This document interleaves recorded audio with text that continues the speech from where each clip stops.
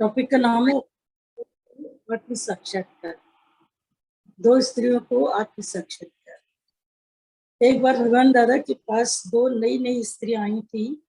उन्होंने बहुत ही साधना की थी, कई संत साधुओं का संग भी किया था, पर शांति न मिली, आत्मा का अनुभव नहीं हुआ था। वे दोनों भगवान की महिमा सुनकर पहले ही दिन उनको विश्वास आ गया था कि सच्चा गुरु मिल गया। फिर एक दिन दादा भगवान से ज्ञान सुन रही थी। जब ज्ञान सुन चुकी तो एक ने पूछा, भगवान व्यवहार में कैसे रहें? तो दादा भगवान ने उनको कहा, तुमने इतना ज्ञान सुना, फिर व्यवहार क्यों पूछा? वह दोनों घर चली गई। घर जाकर उन्होंने अजीब आनंद लिया, तो एक दूसरे को फोन किया, मुझे तो अंदर आनंद ही आनंद है। दूसरे ने कहा कि मुझे भी ऐसा ही लग रहा है। भगवान दादा ने उनका अज्ञान का पर्दा हटाकर आत्म साक्षात्कार करा दिया। सामने से लगता था कुछ नहीं दिया, पर अंदर माला माल कर देते थे। जैसे भगवान कृष्ण ने सुदामा को कुछ न दिया,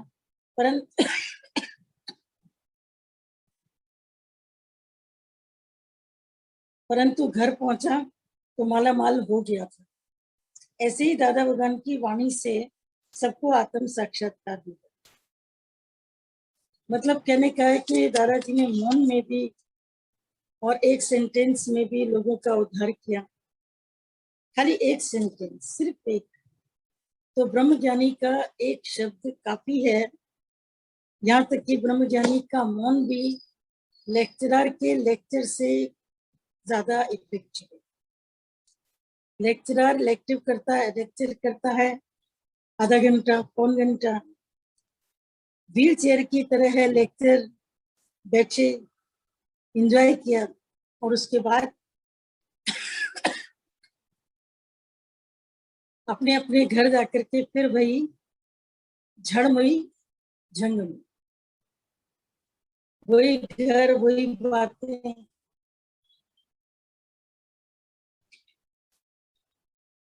जीवन के भीतर में आता है। इसीलिए गुरु का जो वन टच वन ग्लांस, गुरु की जो वन साइट है, एक नजर है, एक नजर से वो देख ले, वन टच, एक स्पर्श कर दे, एक संकल्प करे हमारे लिए, उतना ही हमारे उद्धार के लिए काफी। जैसे कछवी स्मरण से अपने बच्चे का ध्यान करते हुए उसको पल्लवित करती है स्मरण से। कछवी अपने बच्चे को जन्म देकर, जब कछवी को बच्चों को जन्म देना होता है तो समुद्र के किनारे रेतीली जगह पर आ जाती है और फिर खुद रेत के अंदर से निकल के जन्म देकर बच्चों को छिपाकर वो पानी में चली जाती है। और बार बार पानी से निकलने में उसको दिक्कत है कि कहीं उसको पकड़ा न जाए। तो वो अपने स्मरण से, अपने स्मरण तुम समझ सकते हो कि केवल अपने दिमाग में बच्चों का चिंतन करके करके करके करके उनको पल्लवित करते हैं। तो जैसे कछवी स्मरण मात्र से बच्चों को पल्लवित करती है, पंछी स्पर्श से अपने बच्चों को पल्लवित करते हैं, किस तरीके से उनको पल्लवित करते हैं। मछली दृष्टि से अपने बच्चों को पल्लवित करती है, मनुष्य स्पर्श से अपने बच्चे को पल्लवित करता है। तो ये जैसे गुरु भी हमें स्मरण से, दृष्टि से, स्पर्श से और वाणी से हमको पालता है, हमें ऊपर क्यों लेके जाए। गुरु केवल हमारे लिए एक संकल्प करे, बहुत काफी है। कभी कभी लोग कहते हैं ना, क्या जरूरत है गुरु के पास जाने की, सत्संग सुन तो रहे हैं। एक बात ध्यान रखना कि कुछ चीजें ऐसी हैं हमारी हिंदू संस्कृति के अंदर, क्योंकि गर्व से कहना चाहिए कि हम भारत, जो भारत में है वो कहीं नहीं। विवेकानंद ने कहा कि अगर मुझे 100 बार भी धरती पर जन्म लेना पड़े तो मैं भारत देश में ही जन्म लूंगा। 100 बार भी अगर मुझे जन्म लेना होगा तो मैं भारत की धरती पर ही जन्म लूंगा। मैं भारत की धरती में ही अपने को रखना चाहता हूँ, भले वो कितना भी हो के आया, अमेरिका हो के आया, शिकागो हो के आया, 3 साल वहां पर रहा था। 1 साल नहीं, 2 साल नहीं, 1 महीना नहीं, 2 महीना नहीं, 3 साल वहां पर रह करके अपने हिंदू धर्म का उसने पूरा प्रचार और प्रसार का काम किया। तो उसमें भी जैसे आता है कि 2 टाइम की आरती, सत्संग के बाद इन सब चीजों को नहीं मानते। आरती कन्वर्टेड इन सत्संग। आरती माने आर्तनाद, आर्त माने दुखी, दुखी मतलब कि वैसा दुखी नहीं, अर्थ का मतलब समझो जैसे आंखों से दिल की गहराई से पुकारना। आरती माने अर्थ, आर्त होकर के द्रवित होकर मुझे कब तुम बस की आरती माने आर्तनाद, तुम्हारी नाभि से प्रभु की खोजना की आवाज में, नाभि से तुम उसको याद करो। तो सुबह शाम की क्यों बनी? भगवान कल सुबह तुम्हारे पास में आया था, फिर कल शाम आया, फिर आज सुबह आया हूँ, ताकि तुम मेरे को याद रख सको, और कभी मैं तुम्हें न दिखूं तो तुम मेरा चिंतन कर सको कि मैं कहाँ हूँ।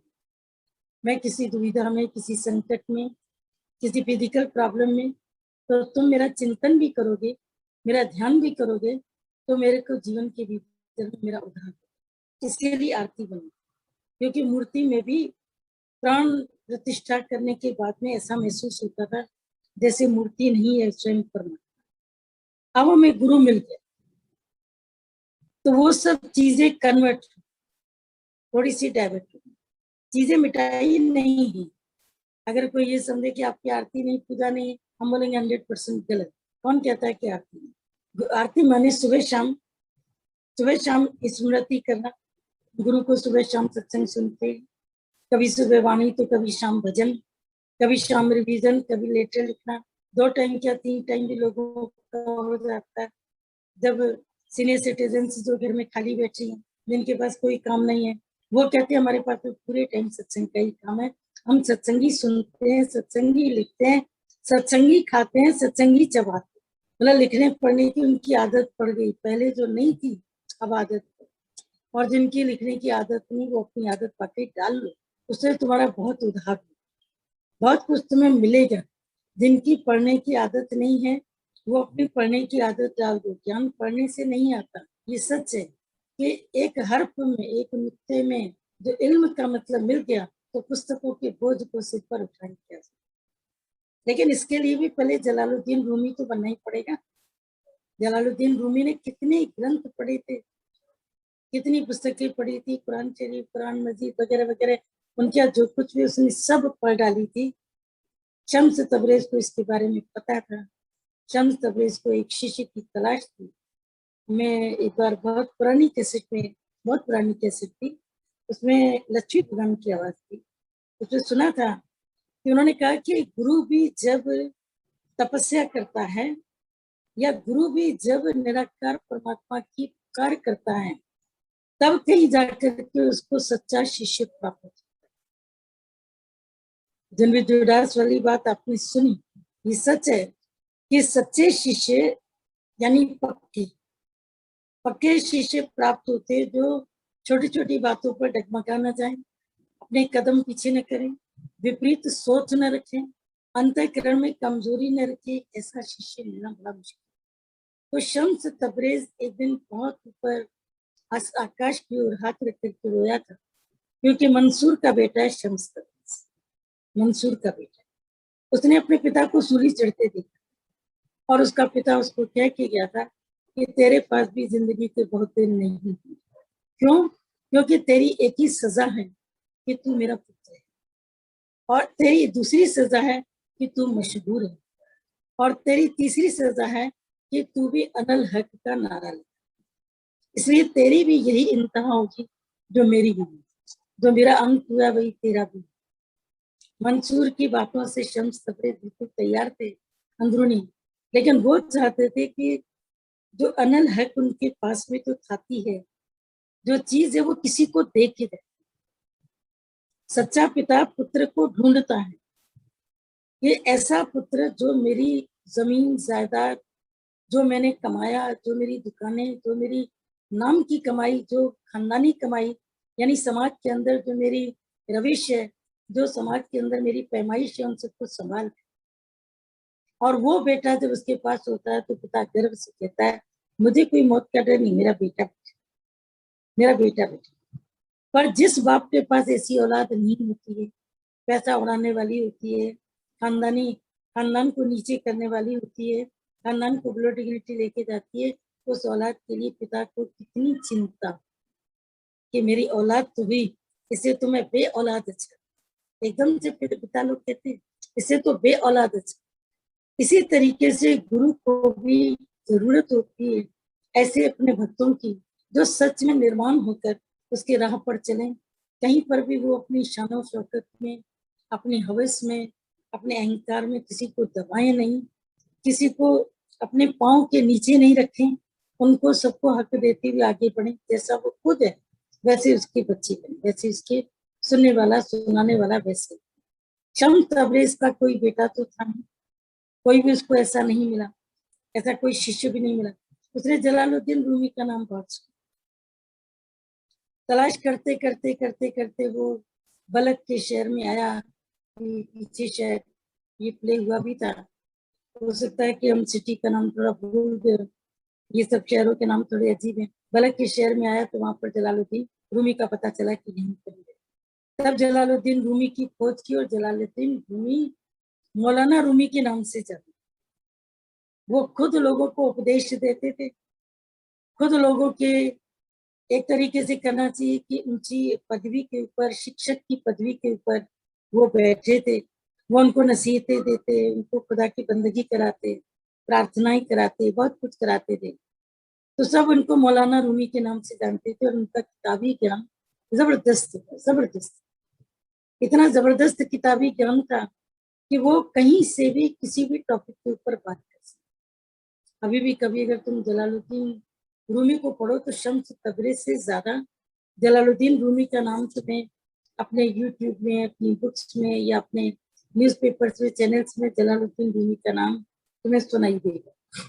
ये बात अलग है कि क्योंकि ये है तो सूफी, लेकिन इनकी भाषा वगैरह अरबी है तो उसको जैसे इस्लाम से जोड़ दिया गया। तो उनकी बेकदरी ये हुई कि हमारे मुल्क ने उनको अपनाया नहीं, उनको हाईलाइट नहीं किया। अपने संतों को जिनकी भाषा थी, अब महाराष्ट्र का रहने वाला मराठी ही तो बोलेगा, यूपी का रहने वाला हिंदी ही तो बोलेगा। इसी तरीके से जो जहाँ पर रहते थे उन्होंने वही भाषा बोली। तो सूफी को समझने के लिए दिल भी सूफी होना चाहिए, इतनी भक्ति की प्रगाढ़ता चाहिए। तो ऐसे संतों को जैसे जलालुद्दीन रूमी, राबिया बसरी, ये सब ऐसे कई एक ऐसे होकर के गए हैं जिनको पहचानना जरूरी है, जिनके बारे में भी जानकारी जरूरी है। तो जलालुद्दीन रूमी की बेशक जानकारी नहीं है लोगों को, लेकिन फिर भी उनकी इतनी अहमियत है सब जगह पर। उनके धर्म के अंदर जो इनका सूफी धर्म है उसके अंदर सूफी और इस्लाम अलग है, एक नहीं। वहाँ इस्लामी भाषा उनके पास, ये इस्लामी भाषा के ऊपर उनका पूरा हक है। वो बेशक अल्लाह कहते हैं, तो क्या सिंधी में हम लोग अल्लाह नहीं कहते? कभी भी कोई ज्यादा दिक्कत होती है अल्लाह रे, मुझे अल्लाह ही नहीं करता है, राम तो नहीं निकलता, क्योंकि पाकिस्तान का बीज पड़ा, उस जगह का बीज पड़ा है। तो अल्लाह कहूँ या राम कहूँ, दादा ने तो दोनों को एक कर दिया। पर जलालुद्दीन रूमी की तलाश करते करते जब शम्स तबरेज आए तो देखा मौलाना रूमी कोई बहुत शिद्दत से बहुत बड़ा कोई ग्रंथ पढ़ रहे हैं। तो उन्होंने एकदम से उसको डांट दिया और उसको आंखों में आके डाल करके बोला बोला कि तू खुदा के लिए पैदा हुआ पर तू क्या कर रहा है, इस किताबी ज्ञान में तू क्यों पढ़ा है। और उसकी किताब लेकर के पानी में फेंक, पानी का हौद रखा था पूरा भरा हुआ, उसमें डाल देता। जब उसमें डाल देता है तो बड़ा मुश्किल में आ जाता है वो। बोला कि ये क्या किया आपने, आपने मेरी सारी मेहनत को तो आपने कर दिया। मैंने ये इसके लिए लिखी थी, सम्राट के लिए लिखी थी, वहां पर लेकर के जानी थी मसनवी। इस मसनवी को धर्म ग्रंथ की तरह माना जाना था, सम्राट ने मुझे लिखने की आज्ञा दी थी। बहुत रोया चिल्लाया। तो शम्स तबरेज ने बोला तू पुस्तक के खातिर रोता है, मैं तुझे ला दूं, कहाँ से लेके आओगे। तो पानी में डूब गई, उसकी पूरी स्याही निकल गई, पूरी स्याही खत्म हो गई। बोला ऐसा नहीं, मैं तुम निकाल के दे। उसने पानी के अंदर हाथ डाला और मसनवी को पूरा निकाल करके दे दिया उसके हाथ। और वो जो मसनवी थी वो बिल्कुल ड्राई, उसमें जैसे एक बूंद भी पानी की थी ही नहीं। तब जलालुद्दीन रूमी से पूछता है कि तुम्हें ये करिश्मा तुमने कहाँ से सीखा। मुझे वो करिश्मा सीखा। बोला ये करिश्मा नहीं है, ये परमात्मा की याद में अपने को ढूंढ करना पाना है। बोला वही तो मैं भी ढूंढ रहा हूँ। बोला अगर तुम उसे ढूंढ रहे हो तो तुम्हें किताबी ज्ञान से बाहर आना। ये जो इल्म तुम पढ़ रहे हो, इस इल्म से कुछ नहीं होगा, क्योंकि इल्म का अमल नहीं हुआ तो इल्म बेकार है अमल के बिना। ये जो चीजें याद रखना, ये इल्म बेकार है अमल के बिना। अगर इल्म है और अमल नहीं है तो बेकार है। और तुम्हारे पास में पैसा है लेकिन तिजारत नहीं है, व्यापार नहीं, तो तुम्हारे जो पैसा है वो बेकार।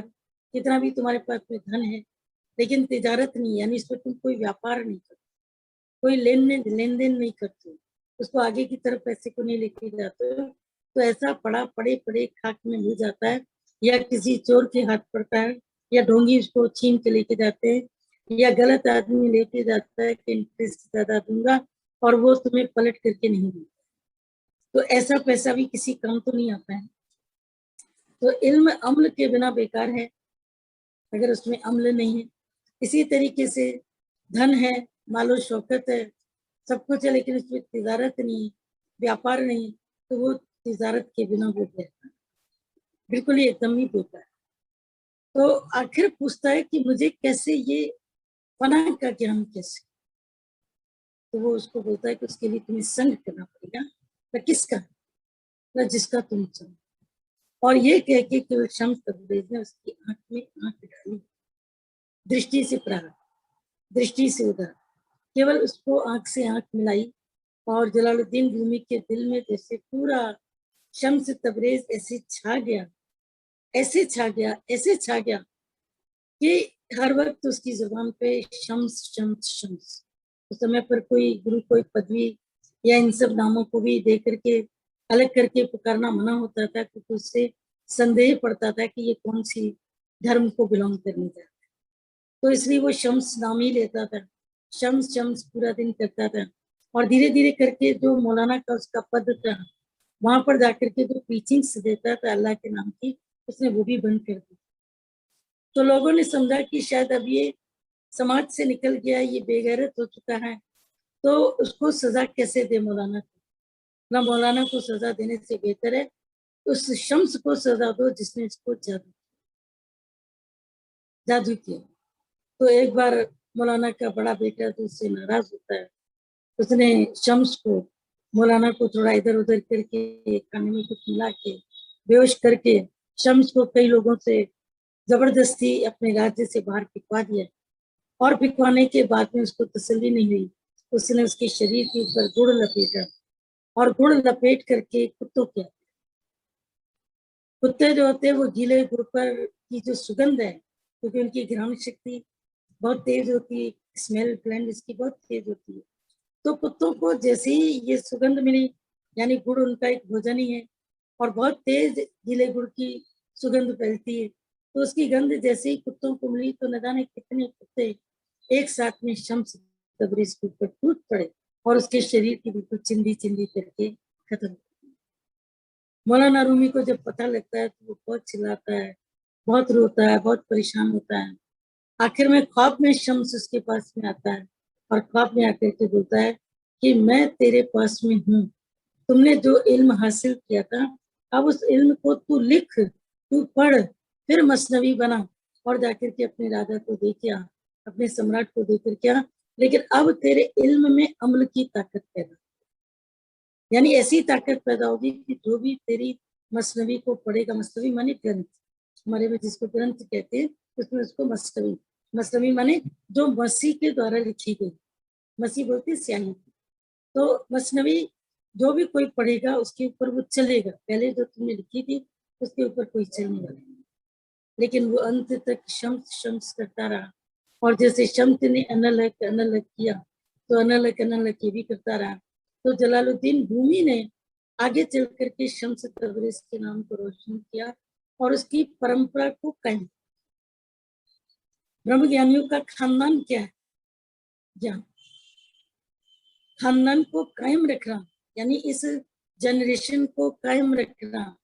इसीलिए सत्संग में बार बार कुछ न कुछ रिनोवेशन की क्रिया करनी जरूरी पड़ती है, कि कहीं कई लोग अपने जो सत्य से भटक जाते हैं, अपनी बात से भटक जाते हैं। फिर वो ज्ञान के अंदर ही रह करके सुख सुविधाओं जब उनको मिलने लगती है, उनको कुछ शिष्य मिल गए, पांव दबाने वाले, जी हुजूरी करने वाले, कंधे पर चढ़ाने वाले, फिर तो अपने नेम की पब्लिशिंग कराना, पब्लिसिटी कराना, गुरु का नाम भी भूल जाते। फिर गुरु होता है एक तस्वीर के रूप में, एक तस्वीर किनारे रख देते, देखो हम तो बड़े दादा और गीता भगवान को मानते। तो उनकी जो जनरेशन है वो कहाँ गई, बीच की जनरेशन कहाँ गई। ऐसे लोग जो सत्संग में अभी भी होंगे या नहीं होंगे, तो उन तक की पैगाम पहुंचा देना कि जो केवल दादा भगवान गीता भगवान की तस्वीर को रख देते और अपने को अलग साबित कर लेते हैं, उसके पश्चात वो किसी जनरेशन से नहीं मिलते। तो क्या वो उस जनरेशन को बिलोंग करते हैं, क्या वो दादाजी के सत्संग को बिलोंग करते हैं? आपको क्या लगता है? आप अपना एसेंस बताना, अपनी फीलिंग बताना, आपके अंदर उसकी क्या फीलिंग है, उसको शेयर करना। हम कहते हैं कि नहीं वो दादा के सत्संग पे नहीं चले, क्योंकि जो गुरु के जो माँ बाप है, हम माँ बाप की जनरेशन से टूट कैसे टूट सकते? चाहे कितना भी दुख आए, कितनी भी तकलीफ आए, कितनी भी पीड़ा आए, कुछ भी आए, फिर भी माँ बाप की जनरेशन से हम बीच में कैसे टूट सकते? जनरेशन तो वही चलेगी ना, हम उसी जनरेशन के बच्चे हैं। तो जब हम उसी जनरेशन के बच्चे हैं, लेकिन हर माँ बाप ने अलग अलग किया। अब आपके जो बड़े बुजुर्ग होंगे वो धोती कुर्ता पहनते हैं, लेकिन आज अपने पिता को बोलो कि आप धोती कुर्ता पहने, लेकिन आपके पिता यंग है, वो जीन्स शर्ट पहनते हैं। तो क्या वो उस परंपरा को, अगर वस्त्रों की परंपरा को नहीं अपना रहे बाहरी, तो अंदरूनी ब्लड अंदर तो उनके उन्हीं का ही है। इसी तरीके से कुछ कुछ चीजें चेंज हुई। इसका मतलब ये नहीं कि हम अपने नेम एंड फेम के लिए उनको छोड़ दें, परंपरा को छोड़ दें, माँ बाप को छोड़े, भाई बहन को छोड़े, जो हमारे दूसरे भाई बहन है उनको छोड़ दे, उनसे नाता छोड़ दे, अपनी एक अलग गति बनाए। तो उसके लिए बार बार गुरु को भी कितना अवेयर होना पड़ता है कि कहीं कहीं पर जब इस तरीके की बातें होने लगती हैं, तो इसका मकसद क्या होता है कि हमारा नाम अलग से होना चाहिए।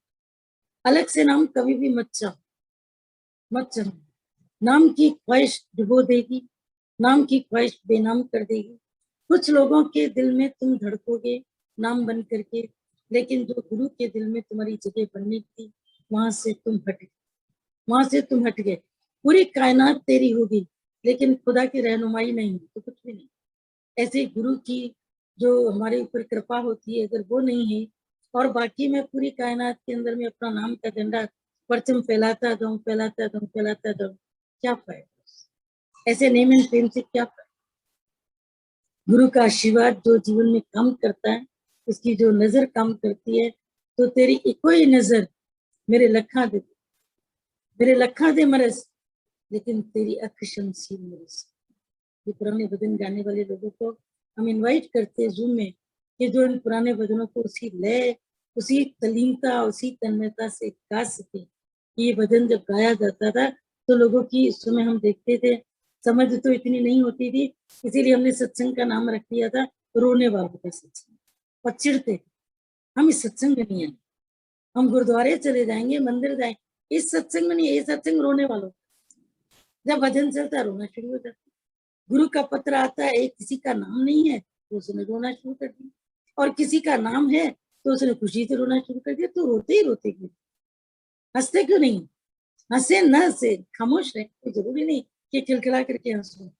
मैं अंदर से खुश हूँ, इतना मेरे लिए काफी, दैट इज एनफ। किसी से शिकायत नहीं, दैट इज एनफ। लेकिन ये नहीं समझ आता था कि वो रोना नहीं होता था, वो क्लेश वाला क्रंदन नहीं होता था, वो गुरु की स्मृति के, गुरु की याद के, गुरु के पास पहुंचने के, गुरु को महसूस करने के पल होते थे, जिसमें झरझर करके आंसू बहते थे कि तेरी इको ही झलक मेरे रखा दे मेरे, तेरी अख शमशीर मेरी, तेरी आंख एक ऐसा तीर है, शमशीर माने भयंकर तीर है। जैसे शमशीर किसी के ऊपर मारो, तलवार किसी पे मारो, एक तलवार किसी पे मारो वो व्यक्ति नहीं बचे, ऐसे तेरी आंख तलवार कर हमारे हृदय में घाव कर।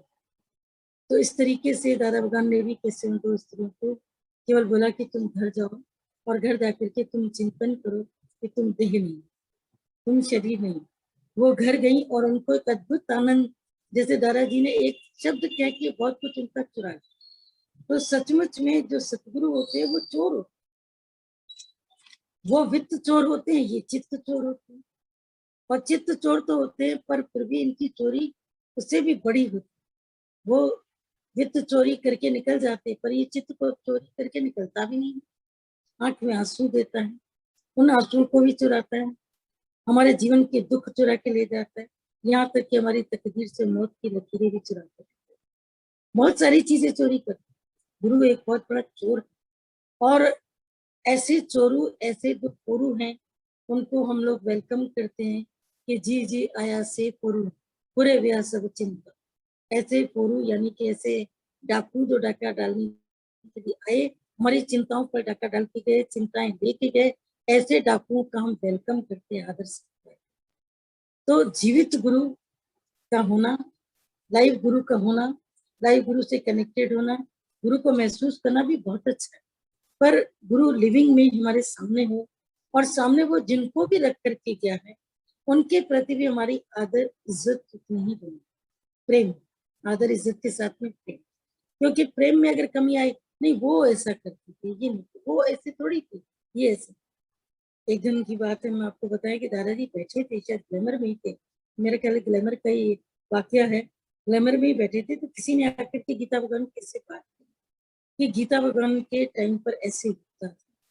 नेचुरली हम लोग कई बार पुरानी बातें याद करते हैं ना, भाई गीता भगवान के टाइम पर ऐसा होता था, जो पुराने लोग हैं वो बताते हैं, हम लोगों ने भी उनसे सुन सुन के सुना है कि ऐसा होता था, फिर ये होता था, फिर ये होता था। तो भाई आजकल भाई वैसा नहीं, लास्ट में उसने जो सेंटेंस बोला, आजकल वो बात नहीं। तो दादाजी ने उसको बोला, तुम मेरे से उम्मीद क्यों करते हो कि मैं गीता जैसा बनूं? क्यों उम्मीद करते? मैं गीता जैसा नहीं हूं, मैं श्याम हूँ, लेकिन निश्चय करके हम दोनों एक। हर एक का देखो अलग अलग स्वभाव है, हर एक का अलग अलग नेचर है, हर एक के अलग अलग हैबिट्स हैं, हर एक के लेक्चर करने का तरीका अलग है, हर एक के ट्रीटमेंट का तरीका अलग है। आज कोई किसको ऐसे ट्रीट करता है, डांट करके ट्रीट करता है, पर अंदर में प्यार होता है। कोई किसी के कंधे पर हाथ रख के ट्रीट करता है, लेकिन मन के भीतर में उसको गिराने का भाव होता है। हर एक के ट्रीट करने का तरीका अलग है, हर एक का स्वभाव एक अलग है, हर एक अपने अपने अनुसार चलेगा। माता भगवान, उनका शरीर होता था, उनका चलना होता था, वो थोड़े स्ट्रिक्ट थे, बहुत से कायदे कानून होते थे। दादाजी फिर नरम कोमल, माता भगवान अगर कभी किसी को डांट के देते थे, तो दादाजी फिर उसको बुला करके प्यार से समझा भी देते। मीरा भगवान प्यार से उसको कुछ खिला देते थे, अपने साथ वॉक पर लेकर के जाते थे, बातें करते थे। यानी ये बैलेंसिंग चलती रहती थी, पर जो मूलभूत संस्कार है वो कुछ न कुछ रूप में जीवित रहती। तो कोई किसी के जैसा नहीं बन सकता। आज कहें कि कृष्ण जैसा राम बन जाए, राम जैसा बुद्ध बन जाए, बुद्ध मीरा जैसा बन जाए, नहीं बने। हर युग का अवतार अलग होता है, और शुक्र है हम लोगों के पास में अवतारों की सीरीज है। हमें एक एक अवतार जो मिला उसमें भिन्नताएं हैं, डिफरेंट डिफरेंट कलाएं हैं, डिफरेंट डिफरेंट चीजें हैं। कोई प्रेम का अवतार है, कोई ज्ञान का है, कोई वैराग्य का है, कोई कैसे है। हमें सबके साथ में प्रेम करते हुए, उनसे ज्ञान देते हुए आगे निकलना है। कभी किसी की किसी से तुलना करके हर वक्त में पास्ट में नहीं जीना है, क्योंकि माजी में जियोगे तो मुस्तकबल कब बनेगा? माजी माने पास्ट है, मुस्तकबल तुम्हारा फ्यूचर। अगर माजी में ही जीते रहोगे तो मुस्तकबिल कब बनेगा? उसी माजी को आज वाले में देखना है कि भाई माजी में भी आज, जिसको हमने कल महसूस किया था वो आज हमें दिखाई देता है। उसकी जब फीलिंग अंदर आ जाएगी तो जीवन के भीतर में आगे बढ़ती है, क्योंकि हमेशा राजा देश एक से नहीं होते, एक से नहीं होते। अब अगर नरेंद्र मोदी आए, जीएसटी बनी, ये बना, वो बना, तो तुम दोगे ना। ये थोड़ी कहोगे मनमोहन सिंह के टाइम पे तुमने नहीं दिया, हम नहीं देंगे। नहीं चलेगी, नहीं चलेगी। हो सकता है आगे तुम्हारे लिए कोई और स्ट्रिक्ट कानून आ जाए, उस कानून का पालन करना पड़ेगा।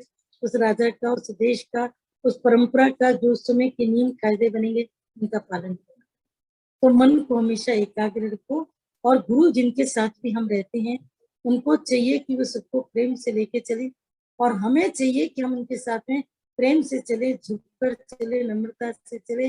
हर बात पे अपनी इट, हर बात पे अपनी ऐट, हर बात पे मूड खराब, कभी मन कैसा, कभी मन कैसा, कभी कैसा, ये सब ऐसा मूड अपना बना के हम उसमें अपनी प्रगति में, अपनी उन्नति में बहुत रोड़े, बहुत रुकावटें हैं। सरल हृदय अपनी मंजिल तक जल्दी पहुंचता है, और क्लिष्ट हृदय को पहुंचने में टाइम लगता है, क्योंकि वो कई बार सोचता है ये करूं कि वो करूं, वो करूं। जिस दिन तुमने सोचा उस दिन तुम रुक गए, खरगोश दौड़ रहा था, दौड़ते दौड़ते रुक गया, 100 पैरी मिल गई रास्ते में, उसको कंठ कर दिया, उसको रोक दिया। बोला भाई मेरे एक सवाल का जवाब दो। बोलो भाई मैं तो वैसे ही इतनी तेज दौड़ती हूँ, तुमने मेरी दौड़ के ऊपर ब्रेक लगा दिया, क्या पूछ रहे? बोला तुमसे बहन मुझे एक ही सवाल करना है कि मेरे 4 पैर हैं, मैं पहले आगे का दाया उठाता हूँ, फिर आगे का बायां, फिर पीछे का दाया, फिर पीछे का बायां। तुम्हारे पास 100 पैर है, तुम पहले कौन सा पैर उठाते? ये तो मैंने कभी सोचा ही नहीं। मैं तो बस दौड़ती चली जाती हूँ, अब यहाँ दिखती हूँ तो वहां दिखती हूँ। चौपेरी को पकड़ना कितना मुश्किल होता है, उसके इतने पैर हैं, 100 पैर हैं। वो दौड़ते दौड़ते दौड़ते एक विदिन सेकंड्स तुम्हारी आंख के आगे से गायब हो जाएगी, तुम ढूंढते रहोगे, तुम्हें नहीं। यही सौपेरी चलने को शुरू किया। जब चलना शुरू किया तो वो सोच रही मेरे पहले कौन सा पैर उतर है, पहले पीछे के पैर चल रहे हैं कि बीच वाले चल रहे हैं कि आगे वाले चल रहे हैं। अब वो चल ही ना पाए, बहुत देर तक एक ही जगह खड़ी खड़ी है खड़ी। तो दूसरी ने उससे पूछा भाई क्या बात है, कोई दिक्कत है, कोई परेशानी? बोला परेशानी ये कि मैं ये गिन रही हूँ कि मेरा कौन सा पैर आगे रहे। बोला मूर्ख कहीं तू खरगोश के चक्कर में तो नहीं आ गई? बोला हाँ। बोला मेरे को भी खरगोश ने यही कहा। तो मैंने खरगोश को बोला तुम अपनी कहानियां अपने पास रखो, दाया बाया बाया दाया आगे और पीछे का हमको जो मिलता है, हमारा काम केवल चलना है, हम अगर सोचेंगे तो हमारा काम नहीं। तो इस रास्ते पर आकर के सोचना कम है, काम ज्यादा करना है। वक्त अभी थोड़ा ही बचा है। पता नहीं अभी तो डेल्टा सुन रहे हैं, डेल्टा का क्या मतलब है? अब डेल्टा डालडा घी बन के आएगा, क्या बन के आएगा? अभी इन सबको भी अगर जितना जितना इनकी रिसर्च को पढ़ते जाते हैं, WHO की सुनते जाते हैं, तो लगता है कि डेल्टा भी बहुत स्ट्रॉन्ग तरीके से हावी होगा। फिर भी परमात्मा अब तो तुम्हें वक्त दे रहा, पहले तो वक्त नहीं था। सारे डॉक्टर्स कह रहे जरूरी मेडिसिन को भी जमा करके रख लो, जो कुछ तुम्हें जमा करना है, जो तुम चाहते हो रख लो, क्योंकि क्या मालूम क्या होना है। पर क्या मालूम इस जमा की हुई चीजों को इस्तेमाल करने का वक्त भी मिलेगा कि नहीं मिलेगा, कोई बड़ी बात तो नहीं, कोई बड़ी बात नहीं। खड़े खड़े गिर जाएगा, वो 6 दिन का टाइम देगा। मैं 6 दिन का टाइम तो मौत सबको देता है, कि ये वही वाला डेल्टा तो नहीं तो सबके ऊपर आ रहा है कि 6 दिन का टाइम देगा, क्योंकि काल के पास भी तो गिने चुने वही 7 दिन, सोमवार मंगल बुध बृहस्पति शुक्र शनि तो है, तो वही दिन। नया दिन तो उसके पास भी, काल के पास तो कोई है ही नहीं। पर जो भी कुछ है, हमें अपनी जीवन मुक्ति का एक मौत लेकर विदय मुक्ति का आनंद लें, कि हमने जीते जी गुरु के मुख से जो पाया, हम बिल्कुल मौत में। हमें किसी में मोह नहीं है, हमें किसी में आकर्षण नहीं है, न कुछ मेरा है न कुछ मेरे लिए। हर एक चीज से अपनी ममता को निकाल कर गुरु के वचनों की पैरवी करें। वक्त कम है, अपना उद्धार सुधार सबका हो गया, सब सुधर गए पहले से। हम देखते हैं कईयों में भी बहुत चेंज दिखाई देता है।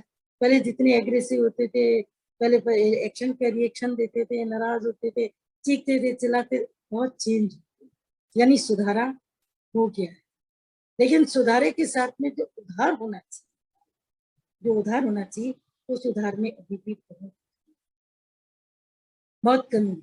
इसीलिए उस उधार के लिए इतने तैयार हो जाओ कि अभी का भी अगर तुम्हारे पास में मौत का परवाना आए ना, तो तुम स्वामी राम के तरीके से चिल्ला करके कह सको, गर्जना करके कह सको कि ए मौत बेशक उड़ा दे तू जिस्म को, लेकिन राम तो फिर भी जिंदा रहे, ये हजारों के दिलों में धड़कता रहेगा। तू इसको कैसे मिटा सकती है? तू मिट जाएगी, लेकिन तू राम को नहीं मिटा सकती। राम तो श्वासों में बसेगा, राम तो दिल में बसेगा, राम तो कण कण में बसेगा।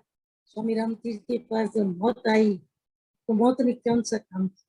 कौन सा काम किया? कहते हैं कि उनकी जो शरीर शांत हुआ था, वो भी समाधि की अवस्था में, अपने पद्म आसन की अवस्था में बैठे थे ध्यान में, उनका शरीर भी उसमें शांत हुआ। उनको सांस की बड़ी प्रॉब्लम थी, अस्थमिक था।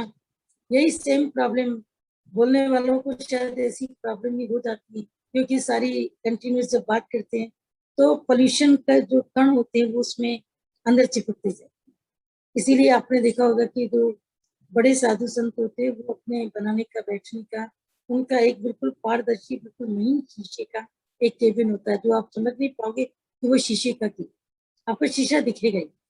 वो इस तरीके का इतना ट्रांसपेरेंट, इतना महीन होता है, इतना वो वेल सेटेड होता है कि उसमें एसी तक भी फिट हो जाता है। हर तरीके से वो बैठे रहते, तुम्हें लगेगा जैसे मेरे साथ। लेकिन ऊपर से उसका खुला रहता है, अंदर से एसी भी चलता है। खुला रहने का मतलब पूरा नहीं खुला रहता है, पर इतना एयर वेंटिलेटेड रहता है। क्यों? ताकि बाहर की हवा उनके अंदर न जाए और उनकी वोकल कार्ड को कभी खराब। खैर ये तो एक टॉपिक अलग होगा, लेकिन स्वामी राम तीर्थ ने जैसे अपनी मौत का इजहार किया उसी तरीके से उनका प्राणांत भी नदी के तट पर हुआ, गंगा नदी के तट पर हुआ। अभी लेटेस्ट में कुछ साल पहले ही एक अस्थि पिंजर मिला था पद्म आसन, अस्थि पिंजर अभी थोड़े साल पहले, मुश्किल से 8-10 साल पहले मिला होगा। तो न्यूज़पेपर में आया था कि लोग ये अज्यूम कर रहे हैं कि ये शायद स्वामी रामतीर्थ का, क्योंकि वो उनकी हाइट भी अच्छी थी, दुबले थे, कद काठी, उससे बिल्कुल अंदाज हो रहा था, बोला कहीं से मछलियों ने उसको पकड़ा नहीं, कहीं से किसी जीव ने उसको घेरा नहीं, कहीं उस अस्थि पिंड के ऊपर कोई छेद नहीं पहुंचा है, पानी में गला जरूर है। नेचुरल है कि उसका स्वरूप बदल गया, उसका ढांचे का स्वरूप बदल गया, ढांचा थोड़ा वर्टिकल होकर टेढ़ा, जबरदस्त टेढ़ा हो गया था, लेकिन पद्म आसन से फिर भी वो नहीं हटा। तो स्वामी रामतीर्थ के शरीर से भी ओम की झनकार निकलती, लास्ट तक भी उनके शरीर से ओम की आवाज निकली, जबान बंद हो गई पर उनके शरीर से ओम की आवाज। तो ऐसे मौत को तुम उड़ा दो कि कबीर कहता है मैं कोई चिरराम में, मैं कोई चिरराम में, मौत आई फिर गई, मौत आई फिर गई, यहाँ पर फिर नहीं है, फेर, मौत आई फिर गई, मैं कोई चिर राम में, क्योंकि कबीर अपने को राम की प्रियतमा मानी, राम की दुल्हन मानी, कि मैं राम के साथ अकेले बैठी थी। तो जैसे दूल्हा दुल्हन अकेले बैठी, तो कोई बाहर का व्यक्ति क्या करेगा, उस कमरे के बाहर आएगा भी तो वो उधर से पास हो, वहां से वो हट जाएगा। बोला इसी तरीके से मैं कोई चिर राम, मैं तो राम में खोई हुई थी, मौत आई फेरा लगा करके चली। इसी तरीके से ज्ञानी के पास भी सब कुछ आएगा, आता है, तुम देखते हो, लेकिन वो फेरा लगा करके चले जाते हैं। इसी तरीके से जब अपना मन तुम मजबूत करोगे तो मन में फिर जन्म मृत्यु बंधन कभी भी रहेगा। आज इसमें एक भगवान राम का फिर निकला है विशिष्ट का, और कल का भी जो स्त्री शरीर के दोष थे वो भी आ गया है, वो भी पढ़ के सुना देंगे नोट पे। इसमें है कि श्री राम का तत्व ज्ञान के लिए वशिष्ठ मुनि से अनुरोध, इतना वैराग्य की स्थिति को पाकर के फिर तत्व ज्ञान के बिना, यानी सब कुछ इनकम्प्लीट है, और तत्व ज्ञान के बाद भी फिर भक्ति के बिना सब कुछ इनकम्प्लीट है, ये अजीब बात। वशिष्ठ मुनि फिर भक्ति मांगते हैं, मुझे हनुमान की तरह भक्ति दो, भगवान राम के सामने बैठ करके। श्री राम जी कहते हैं हे महामुनि, आप महात्माओं में श्रेष्ठ ब्रह्म ज्ञानी, ज्ञानी नहीं बोला, महात्माओं में श्रेष्ठ ब्रह्म ज्ञानी है, आप मुझे इस प्रकार उपदेश दीजिए। भगवान राम वशिष्ठ मुनि से कह रहे हैं, आप मुझे इस प्रकार उपदेश दीजिए जिससे मैं शोक, भय और खेद से मुक्त होकर यथार्थ ज्ञान से संपन्न। अज्ञान एक भयानक वन है जिसमें विषय वासनाओं के नाना प्रकार के जाल बिछे, जैसे वन में कितने जंगल, कितने पेड़ नीचे गिरे रहते हैं, लताएं बिखरी रहती हैं, मगरमच्छ होते हैं, जानवर होते हैं, अजगर होते हैं, शेर, चीते, भालू, सबका जैसे एक जाल बिछा रहता है। अज्ञान एक भयानक वन है जिसमें विषय वासनाओं के नाना प्रकार के जाल बिछे हुए हैं। इस वन के नाना प्रकार के जाल बिछे, इस वन में विपत्ति तथा संपत्ति रूपी उबड़ खाबड़ गड्ढे तथा विभिन्न दुखों रूपी कांटे, ये तीन चीजें इसमें मेन बताई कि इस जंगल में तीन चीजें कौन सी हैं, विपत्ति, संपत्ति और दुखों रूपी कांटे। इतने कांटे हैं उसमें, दुखों रूपी कांटे, हर पल एक नया दुख तुम्हारे लिए तैयार। बेटे के दुख से ऊपर उठे, अब बेटी की कोई सूचना, बेटी की प्रॉब्लम सॉल्व करी, तुम्हारे मकान की कोई सूचना, मकान को तुमने बिल्कुल ठीक ठाक किया, अब कोई सूचना तुम्हारे बहन के घर से आई। पूरे संसार के अंदर में दुखों के कांटे बिछे पड़े, और विपत्ति और संपत्ति, विपदा और संपदा, संपदा माने धन दौलत जमीन जर, इसको संपत्ति, संपदा माने सुख, कोई भी सुख, चाहे धन का सुख हो चाहे ज्ञान का सुख, संपदा। विपदा आए चीज चली जाना, ये विपत्ति। तो संपत्ति, विपत्ति और ढेर सारे दुख, ये तीन चीजें संसार रूपी भयानक वन में विचरण करती हैं। मुझे ऐसा ज्ञान दीजिए जिससे शोक, भय, मोह, मैं इन सब द्वंद्वों से अपने को ऊपर। हे महामने, मुझे इस वन से निकलने का मार्ग बतलाइए। मुझे परम शांति का उपाय प्रदान करें। हे प्रभु, मुझे तत्व ज्ञान का उपदेश दीजिए, जिससे मैं ब्रह्मा जी के द्वारा रचित इस अव्यवस्थित जगत का आदि अंत समझ सकूं। इस संसार में ग्रहण करने योग्य वस्तु क्या है, जिसको यहाँ तक केवल समझ लीजिए कि मुझे ऐसे तत्व का उपदेश दीजिए जिससे मैं ब्रह्मा जी के अव्यवस्थित जगत, ये शब्द बड़ा इंपॉर्टेंट, कि इस जगत की कोई व्यवस्था ही नहीं। कभी तो बच्चे दुनिया से चले जा रहे, बूढ़े बैठे हैं जो मौत को मांग रहे हैं, जिनकी जरूरत धरती पर नहीं, भगवान को भी उनकी जरूरत, जिनकी जरूरत धरती पर भगवान उनको लेके जाए, जिनके अंदर जितनी कलाएं, जितनी योग्यताएं, जितना सब कुछ है, भगवान को भी उनकी डिमांड इतनी दे दी है, चल बेटा तेरा काम यहाँ का पूरा हो गया, चैप्टर फिनिश, अब दूसरी जगह का चैप्टर, अब दूसरी जगह तेरी जरूरत। लेकिन धरती को भी उनकी जरूरत है। तो ब्रह्मा जी का पूरा जगत अव्यवस्थित है। जिसके पास धन है उसके पास और धन जा रहा है, संभालने वाला कोई नहीं। जिसके पास खाने के लिए भी बहुत कम है, उसको तुम रोजी रोटी मिली, उसकी नौकरी भी तुम ले रहे हो। ये कैसी ब्रह्मा जी की अव्यवस्थाएं हैं जो तुम पूरी प्रकृति के इर्द गिर्द खुद देखते हो। इसके लिए आप खुद अनुभव अपने जीवन से भी कर चुके हैं, अपने वालों से भी कर चुके हैं अव्यवस्थाओं को। आपके ही किसी बेटे के पास में इतना पैसा है कि चारों तरफ से पैसे, वो कहीं भी हाथ रखता है मिट्टी में उसको सोना मिल जाता है। और एक को आप भर के देते हो, आपने अपनी सोने की गठरी उसको दे दी, अपनी जमीन भी उसको दे दी, अपनी एफडीज भी दे दी। थोड़े टाइम के बाद देखो तो पता नहीं कौन से छेद से निकल गई, उसकी बेटी बीमार पड़ गई, किसी की डिलीवरी हो गई, किसी की कोई बड़ी बड़ा प्रॉब्लम आ गई, किसी का एक्सीडेंट हो गया। भाई जितना पैसा दिया था कहाँ के खर्च हो गया, और उसका पैसा खर्च नहीं हो रहा, उसके पास और आ रहा है। तो ये अव्यवस्थाएं ऊंच नीच जो दिखती हैं ब्रह्मा जी की दुनिया में, मैं उसके तत्व को जान सकूं कि संसार आखिर तत्व से क्या है, ये सुख दुख क्यों है, ये संपत्ति विपत्ति क्यों है, ये प्रॉब्लम्स क्यों है। तो भगवान राम अनुरोध करते ऐसे ज्ञान। फिर आगे भगवान पूछते कि इस संसार में ग्रहण करने योग्य वस्तु क्या है, त्याज्य वस्तु क्या है, मनुष्यों का चंचल चित्त किस प्रकार स्थिरता एवं शांति को प्राप्त। आपने दादाजी की वाणी भी सुनी उस दिन कि तुम्हारे मन को आखिर चाहिए क्या। मैंने राजा जनक का बाद में अष्टावक्र मुनि का ध्वनि का प्ले भी देखा, कितना अच्छा प्ले था कि जिसकी जले सो पचता है। अष्टावक्र मुनि का वे जिसकी जले सो पचता है। एक डाउट हमारे भीतर है, बाकी के पुराने सत्संगी मेरे ही डाउट को क्लियर कर देना, अगर आपने डाउट हो तो भी बताना, अगर हमारा डाउट अगर है तो आप उसको क्लियर कर दीजिएगा। कि हमने तो ये सुना हुआ था कि ये याज्ञवल्क्य से रिलेटेड था कि ऋषि याज्ञवल्क्य के पास जब राजा जनक जाते हैं तो ऋषि याज्ञवल्क्य खामोशी में रहते हैं, सत्संग नहीं करते। तब याज्ञवल्क्य ने अपने शिष्यों को कहा था कि ऐसी ऐसी लीला करना, तेरे नगरी में आग लग गई।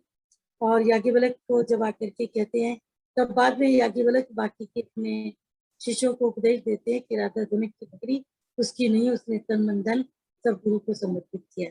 Because Janak is not only single king, he is an institution. Janak एक इंस्टीट्यूशन है, एक उपाधि है, एक टाइटल है, एक उपाधि जो उसके पीछे के लोगों को मिलती चली गई। ये जनक भी एक नहीं 70 नाम है, हमने नहीं पढ़े। ये अगर आप हमसे पूछे 70 नाम बताइए तो हम तुम्हें एक और दो भी नहीं बता पाएंगे। इनका भी पूरा नाम क्या ये भी नहीं बता पाएंगे, लेकिन इनका उपनाम जनक था, यानी इनका टाइटल नेम इनका ये जनक था। सरनेम भी नहीं, टाइटल नेम। टाइटल सरनेम में अगर जाओगे तो फिर मुसीबत में पड़ोगे।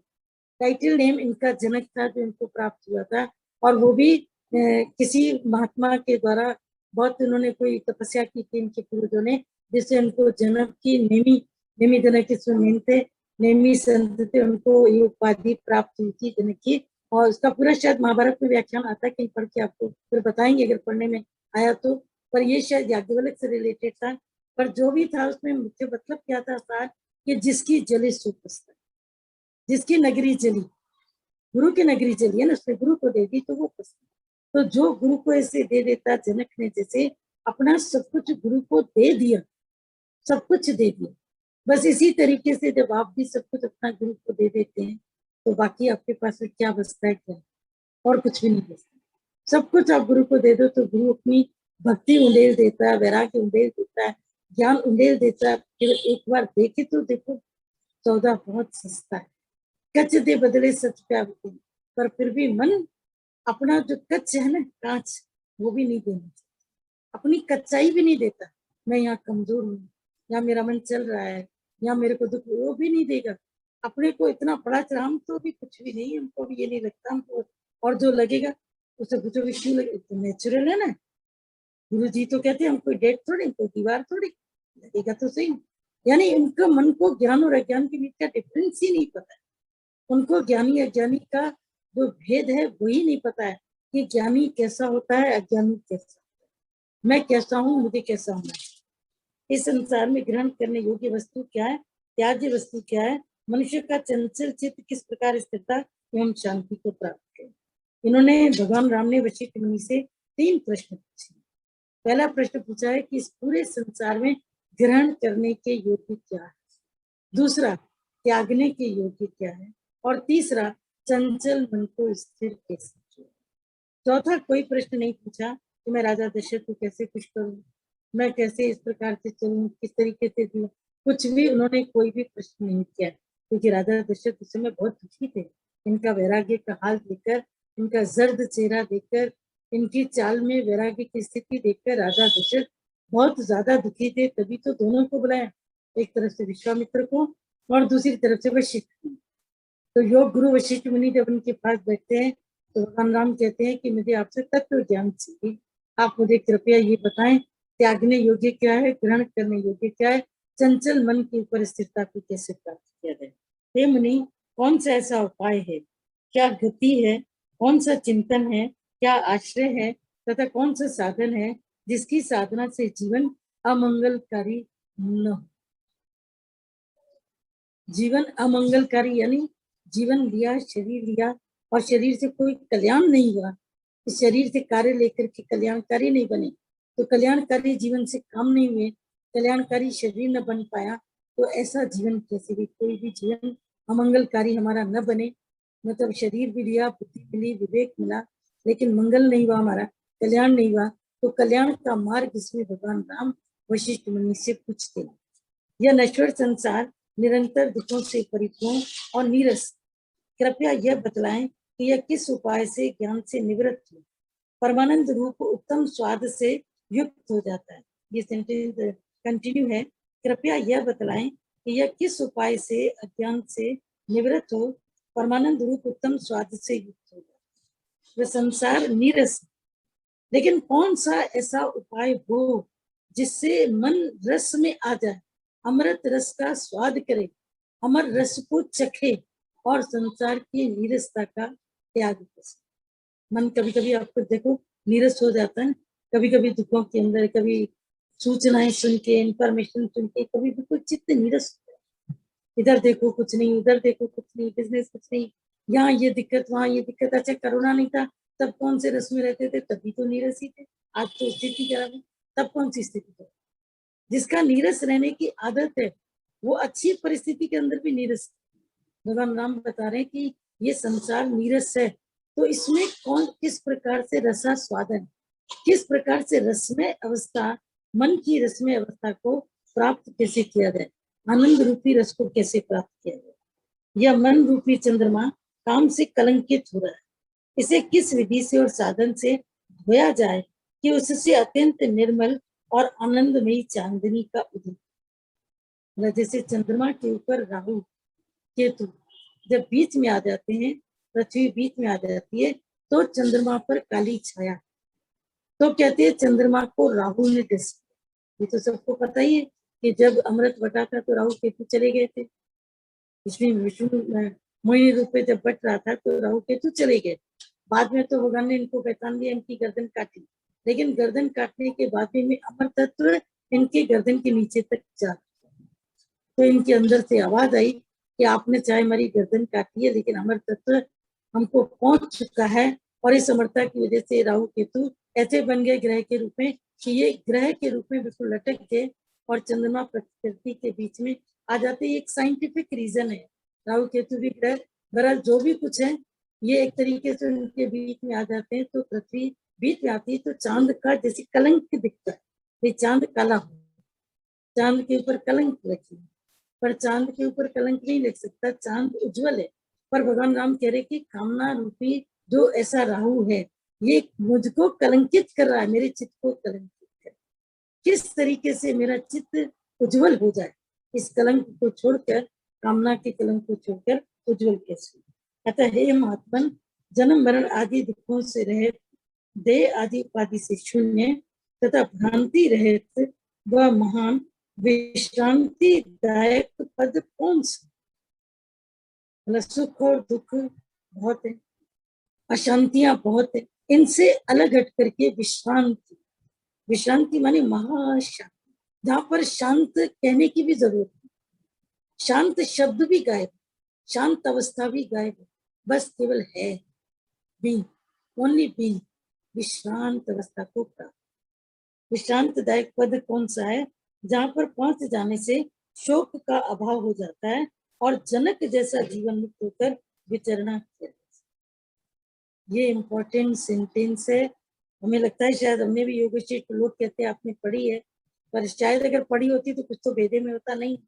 ये सेंटेंस कहीं से हमारे दिमाग में नहीं है कि जनक जैसा जीवन मुक्त होकर विचरण किया जा सकता है, यानी कि भगवान राम जनक को कितना उस समय भी परखते हैं कि जनक वैदेही, शरीर के धारण करते हुए भी वैदेही, क्योंकि जनक अपने वस्त्र जो राजसी वस्त्र बाद में पहनता है, पहले नीचे कपनी पर, ये मिथिला नरेश कहा जाता है, इसकी पूरी कहानी है, वह उनको नचा नचा करके मिट्टी से उनकी उत्पत्ति की जाती है, बड़ी अद्भुत चीजें जिनके ऊपर भरोसा नहीं किया जा सकता है, लेकिन चूंकि हमारे शास्त्रों में ये सब चीजें हैं तो हम इनको पढ़ते हैं, लेकिन ऐसे तत्व को केवल निकालना है कि कैसे ये मैथिली नरेश बात में कहे गए कि इन्होंने बिना गुरु को बुलाए, जनक जी भी वशिष्ठ मुनि को ही गुरु कहते, वशिष्ठ मुनि को ही गुरु रूप में बुलाते थे, वशिष्ठ मुनि तो ब्रह्मा जी के आदिकाल से लेकर है, तो वशिष्ठ मुनि को ही बुलाते थे, पर जनक जी ने एक यज्ञ ऐसा किया जिसमें वशिष्ठ मुनि को नहीं बुलाया, और वशिष्ठ मुनि को जब पता चला तो उन्हें क्रोध आया और उन्होंने आकर के उनके यज्ञ को बिल्कुल समाप्त कर दिया और उनको शाप दिया, तेरी अभी के भी मृत्यु, और उनकी मृत्यु हो गई, जनक की मृत्यु, उस जनक की मृत्यु। हल्की फुल्की सी ये कहानी याद है, ये दृष्टांत है, कहानी है, या कपोल कल्पनाएं भी हम नहीं कह सकते हैं, क्योंकि कहीं ना कहीं पर वो आभास उसके अंदर सत्य का होता है, तो कपोल कल्पित भी नहीं कह सकते। तब वशिष्ठ मुनि को आभास होता है कि ये एकदम मैंने क्या कर, ये मैंने श्राप इसको कैसे दे दिया, जनक को मैं श्राप कैसे दे सकता। तब उन्होंने उसको सबको बोला कि मैं जनक की मिट्टी को तो नीचे ही रहने दूंगा, लेकिन इस मिट्टी के नीचे रहते हुए नए जनक की उत्पत्ति करूंगा और तुम सब उसके साक्षी। तो उन्होंने उस वक्त जनक का जो शरीर पार्थिव था उसको पांव से पकड़ा और पांव से पकड़ के इतना घुमाया, इतना घुमाया, इतना घुमाया कि पूरा ब्रह्मांड जैसे चक्कर खा गया, शरीर नीचे आ गया, पर जो उसके अंदर से दिव्य पुंज निकला वो जनक के रूप में शरीर के बिल्कुल उसका दिखाई दिया कि जैसे उसने एक नव शरीर को वैसे ही शरीर को धारण। तब से लेके वशिष्ठ मुनि ने उनसे कहा कि तेरा पहला वस्त्र कफन, ये मत भूल, पहले तुम्हें अपने शरीर के ऊपर कफनी होनी, उस कफनी के बाद में जो तुम्हें राजसी वस्त्र उसके बाद पहने। इसीलिए जनक के लिए कहते कि जनक को हमेशा मौत मेहमान याद रहती थी कि मौत मेरी मेहमान है, ये दरवाजे पर खड़ी है, मृत्यु हमेशा याद रहती थी। तो ये जनक इसीलिए कभी मृत्यु को भी प्राप्त नहीं हुए, ये जीवन मुक्त होकर के रहे। और यहाँ भगवान राम राजा जनक के लिए प्रश्न करते हैं कि जनक जैसी अवस्था कैसी। ठीक है, अब आगे योग वशिष्ठ के प्रति जरूर क्यूरियोसिटी बढ़ती जा रही होगी, हालांकि कहीं ना कहीं पर थोड़ी भारी भी लग रहा होगा थोड़ा सा योग वशिष्ठ, क्योंकि सिम्बीज हैं, कई डिफिकल्ट वर्ड्स भी हैं जो भारी लगते होंगे, लेकिन फिर भी मजा तब है क्योंकि इससे भी बेहतर हमको तो भगवत गीता लगती है, रसमय, उसके अनेक अर्थ निकलते हैं, बहुत सारे डिस्कशन की चीजें निकलती हैं। पर अब जब योग वशिष्ठ इतना प्राचीन है, जो हमारे भगवत गीता से भी ज्यादा प्राचीन है, तो इसका अध्ययन और मनन और निध्यासन, ये तीनों ही हमारे सबके जीवन के लिए एक सिलेबस के